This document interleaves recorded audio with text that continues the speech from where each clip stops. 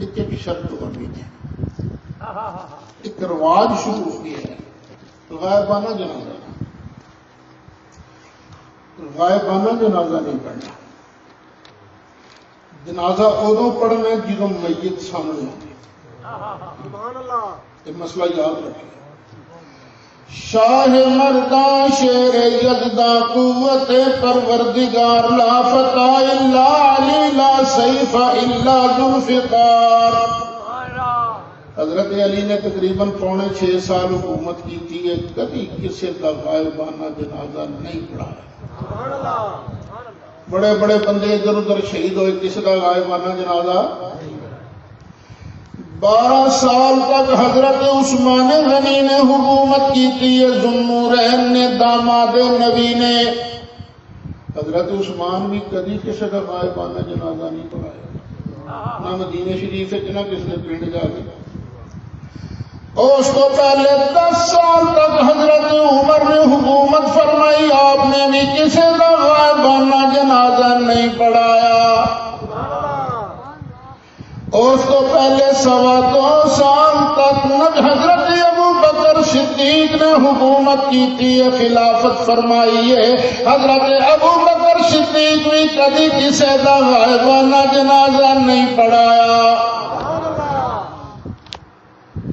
اور سن، میرے لجپال آقا صلی اللہ علیہ وسلم بھی کدی کسی دا غائبانہ جنازہ نہیں پڑھایا، نہیں پڑھایا، نہیں پڑھایا۔ ایک مولوی صاحب کہیں گے جلدی نہ کر، سرکار نے پڑھایا ہی جنازہ۔ میں کہا وہ نجاشی نہ کی، وہ ابشدہ بادشاہ نہیں سی نجاشی کا۔ میں کہ اچھا، میں تو یار ان پڑھ جا مولوی ہوں، مولوی صاحب گل تو دس ہے کی سی، ہویا کی سی؟ وہ بادشاہ ایک دن سرکار تشریف لے آئے، سرکار نے آن کے فرمایا صاحبہ تہاڈا ابشے دا بھرا بادشاہ فوت ہو گیا جی نجاشی، چلو تو جنازہ پڑھیے۔ میں کہ مولوی صاحب مینوں اینی گل دسو، ساری زندگی رولا پاندے رہے نبی نو غیب دا پتہ کوئی نہیں، غیب دا پتہ کوئی نہیں۔ وہ نبی پاک کول کیڑا موبائل آ گیا سی کہ جی نجاشی فوت ہو گیا ہے؟ غائبانہ جنازہ تو ثابت ہوئے گا کہ نہیں ہوئے گا، پر مصطفیٰ دا غیب تو پہلے ثابت ہو جائے گا۔ تینوں مننا پڑے گا، سر عرش پر ہے تیری گزر، دل فرش پر ہے تیری نظر، ملکوت ملک میں کوئی شے نہیں وہ جو تجھ پہ عیاں نہیں، بلغ العلا کشف دجام جمالہ حسنت جمیع خصالہ۔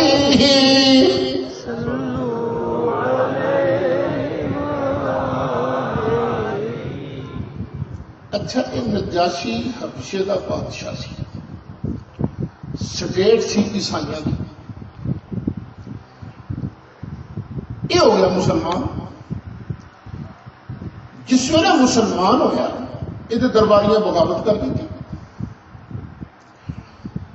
جس ویلے انہیں بغاوت کی تھی درباریاں نے انہیں کاغذ لیا، قلم لیا تو وہ لکھیا میرا ایمان ہے اللہ ایک ہے، اس کا کوئی بیٹا نہیں۔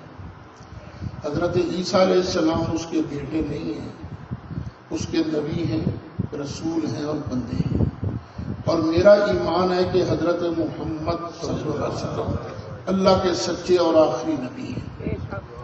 ایک کاغذ لکھ کے نا انہیں جیب بھجوا دیا۔ درباریاں نال کی تھی ملاقات، کہنا ہمیں تو میرے خلاف بغاوت کیوں کی تھی؟ انہوں نے کہا بادشاہ تیرا عقیدہ بد ہو گیا ہے، تیرا عقیدہ غلط ہو گیا ہے۔ انہوں نے کہا میرا عقیدہ میں بد عقیدہ ہو گیا؟ انہوں نے کہا بالکل، کدے بارے؟ عیسیٰ علیہ السلام کے بارے۔ تو انہوں نے کہا دسو عیسیٰ علیہ السلام کے بارے سچا عقیدہ کی ہے؟ درباری کہیں گے بادشاہ سن لے وہ اللہ کے پتر نہیں، ہم دھیان کرے جی۔ بادشاہ کہیں جناب والا ہے اے عقیدہ تے میرا ہے۔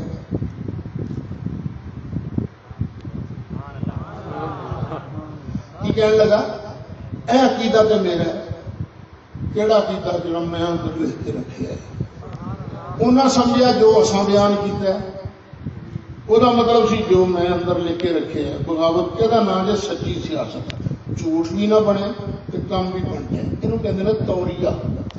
انہیں توریہ استعمال کیا، وہ سٹیٹ سی عیسائیاں دی۔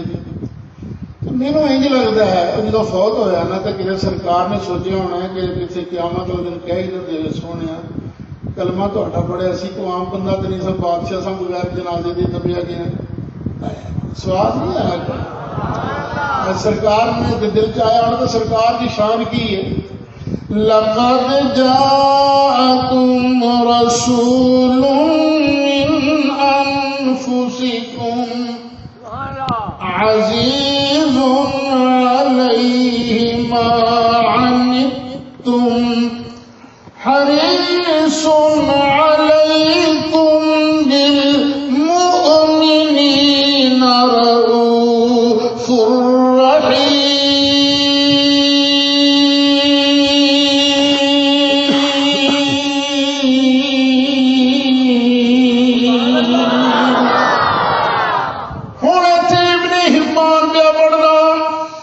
مسند امام احمد پہ پڑھنا، دونوں کتاباں میرے کول موجود نے، جدا دل کرنا ویخ لوے۔ صحابہ فرماندے نے سرکار نے صفا بنائیاں، سانو انج لگتا سی فرشتیاں نے اوندا جنازہ چک کے سامنے لیا کے رکھیا ہے۔